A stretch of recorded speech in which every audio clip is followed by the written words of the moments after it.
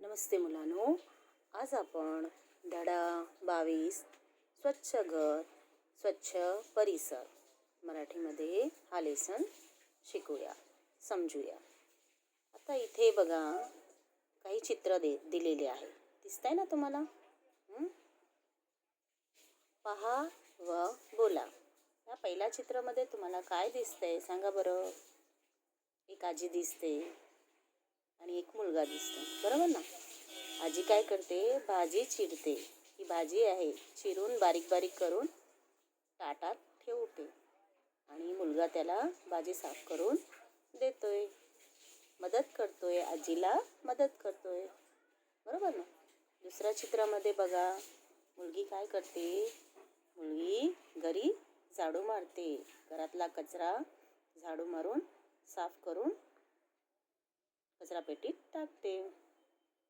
आता इथे बघा, इथे काय करतात? घराचे वडील असतात किंवा कोणी पण कचरा टाकतात. बघा, इथे काय दिलेलं आहे? 2 कचरा पेटी दिलेली आहे. एकामध्ये लिहिलेलं आहे ओला कचरा आणि दुसऱ्यामध्ये लिहिलेला आहे सुका कचरा. ओला म्हणजे जो भाजीचा कचरा असतो ना, भाजी, फळं, चहापत्ती वगैरे जे ओला असतो त्याला आपण वेगळे पेटीमध्ये टाकायला पाहिजे. आणि सुका म्हणजे कागदी, माती, धूर, घरातले कागद वगैरे सुका कचरा समजलं?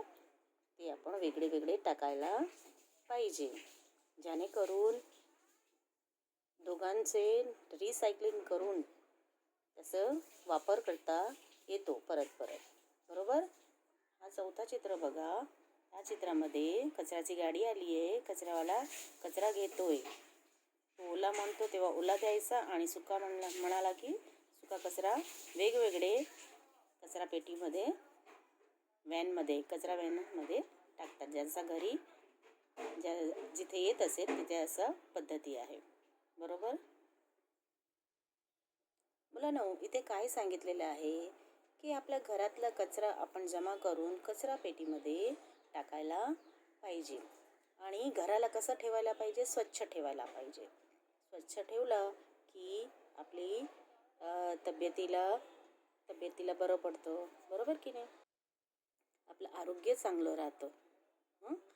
हे सगळ्या गोष्टी आपण लक्षात ठेवली की आपल्या आजूबाजूचा परिसर पण आपल्याला स्वच्छ ठेवता येते आणि त्यामुळे परिसर पण स्वच्छ राहतो आणि आपल्याला बघायला पण आवडते.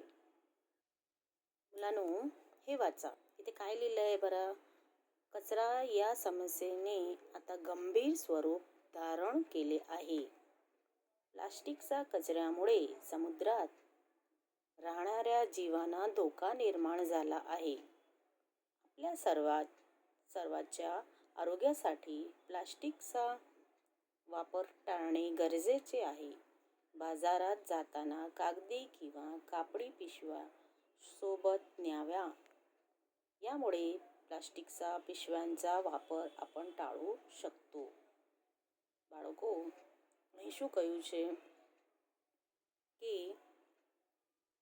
કચરા એક આપણી ગંભીર સમસ્યા છે. ઘણી જગ્યાએ તમને કચરાના ઢગલા જોવા મળે છે, બરાબર છે ને. ગમે તેમ માણસો નાખીને ચાલતા થાય છે, પણ આવું ન કરતા એને યોગ્ય જગ્યાએ નાખો.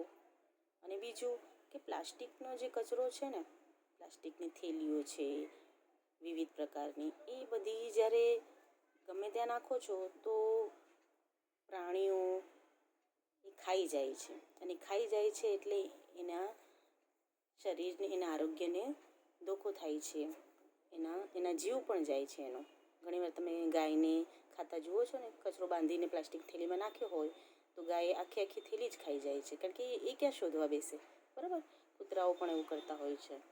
તો આવું ન કરતા આપણે યોગ્ય જગ્યાએ કચરો નાખવો જોઈએ, બરાબર છે. અને પ્લાસ્ટિકનો વાપર ટાળવો જોઈએ. બીજું કે પ્લાસ્ટિકનો કચરો જ્યારે સમુદ્રમાં જાય છે થેલાઓ, ત્યારે સમુદ્રના જીવો પણ આ કચરોમાં ખાઈ જાય છે અને તેઓ પણ મૃત્યુ પામે છે.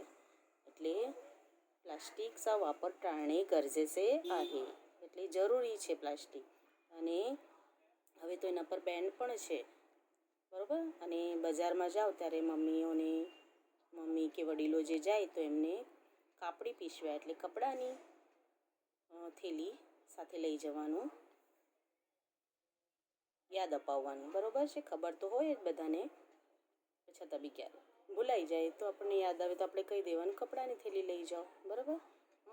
અને એ રીતે પ્લાસ્ટિકની થેલીઓનો વપરાશ બંધ થઈ જશે અને બધાનું જ આરોગ્ય સારું સ્વસ્થ રહેશે, બધાને જ એનો ફાયદો થશે, બરાબર કે નહીં. આ રીતે ઘરની સ્વચ્છતાની સાથે સાથે પરિસરની સ્વચ્છતા પણ જળવાશે અને એક આપણો સ્વચ્છ દેશ કહેવાશે.